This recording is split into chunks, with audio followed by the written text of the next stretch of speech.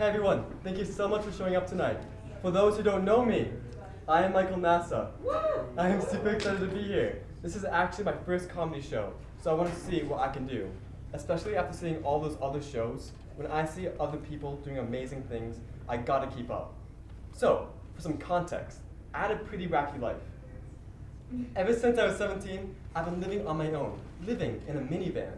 The US government and the school system consider me homeless, but I call myself a nomad. I had like 30 jobs and traveled to the most dangerous places, like Connecticut.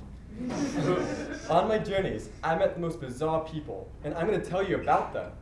Now, the stories I'm going to tell about these people and the choices I make, you'd want to say, get out of there, don't do that. Or maybe there's going to be someone who's like weirdly supportive. But you have to understand that with my old lifestyle, I had nothing better to do. So, the first case study we're going to have is my cult leader coworker. For those who don't know me, I work at Price Chopper. One day, I saw a lovely old Polish woman trying to lift cases of water into her car. Trying to be a good Samaritan, I started to load the cases for her, but the entire time I was doing it, she was rubbing my back. And you guys want to know the worst part? I liked it. Anyways, my coworker in the deli department saw me indulging in my sinful pleasure. He called me over and he said, "Hey, I noticed you always put in so much effort in your job. You're different. I really like that about you." This is the first time I've ever talked to this guy. And if someone talks to you like that, something is up. But I had nothing better to do. He went on telling me about himself. His name is Tim. He has a fiance. He's schizophrenic. He's a cult leader with 2,000 followers on Facebook. The reason why I'm being so open about this guy is because he says he tells this to everyone. And he said that I was different. Anyways, he prefaced that his cult is one of the good ones. They don't sacrifice animals or anything. They just sit around doing mushrooms and DMT. He wanted me to join and sent me a video he made about the fundamentals of magic. It was 11 minutes of stock footage describing about how when we make sentences, we are casting spells. The phrase, "sticks and stones may break my bones, but words will never hurt me," is actually an anti-hex/protection spell. But that's crazy to me. So when I was a child on the playground and someone says I was a butt munch and I said, "I'm rubber, you glue, whatever he says bounces off of me and sticks to you," we were having a wizard battle. I'm glad the teacher always stopped us. It could have gone out of hand. The photo I have up on the screen right now is actually from the video Tim made. It was a great watch. And I told Tim that I was doing this comedy show and he wanted to come. So here he is now. I'm kidding. I did not invite him. I did not want him to hear this and change his no sacrifice rule.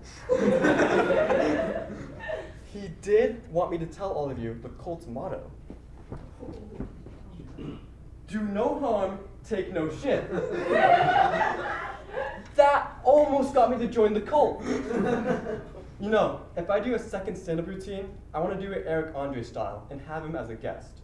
We're going to take DMT and become wizards.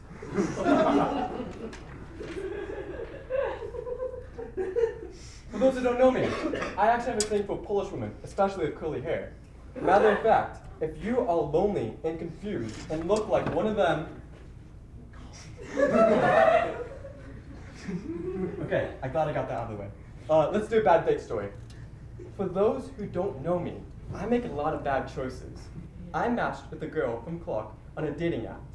We were actually hitting it off, but we took a break from texting to focus on our finals and midterms. A week later, I saw her Instagram story. She wanted to go to a concert, but her ride was canceled at the last minute, and she was offering gas money. Then, I had an absolutely awful idea, but I had nothing better to do. We went on a spontaneous first date, an hour-and-a-half drive to Hartford, Connecticut. Do not do that. I want to emphasize that the Instagram story and us driving down were on the same day. Do not do that. I want you guys to understand what I was thinking. I knew it was a crazy idea. I knew this is how people get chopped up and put into a soup. But you have to understand, She was Polish. As we were driving to Connecticut, she tells me about the band, Pigeons Playing Ping Pong. They are a buoyant, psychedelic funk odyssey experience. They do drugs. They do 200 shows a year. Of course, they need drugs. We arrived, and it was a new experience for me. I've gone to small concerts and warehouses and underground bars, but this was my first concert from a band that wasn't living with their parents. It was great at first, but then I started to get a headache. I think my headache may have been caused by the crowd attempting to hotbox an outside venue. I told my date I wasn't feeling well. She said, "Oh, I'm sorry. Do you want some acid?" Do I want some acid? Give the person who's driving in an hour and a half at midnight acid. Okay, so now, I make a lot of bad choices, but this isn't one of them. So instead, she bought me these light-up deer antlers, which loosely fit on my head, but it was sweet of her. But the night wasn't over yet. As God's favorite sinner, I had some more trials that night. There was an old man to my right in a glow-up cowboy hat and glow-in-the-dark rings all over the body, eyeing us. Whenever I looked at him, he'd turn away and go like, but he kept getting closer. Then he finally hit me. I was in a different state with this person I just met who's on LSD. And now this guy's watching us. I held her hand to make sure I stuck right by her. The crowd was massive, so I didn't want to lose her. When we left, I noticed my deer hat was missing. He was after my deer hat. I was the target. He was after me, not her. He probably feels really good about himself, glowing brighter than my future. My date and I were able to get back home safely. After going through all that, I asked myself, would I do it again? Yes, if she was a tomboy.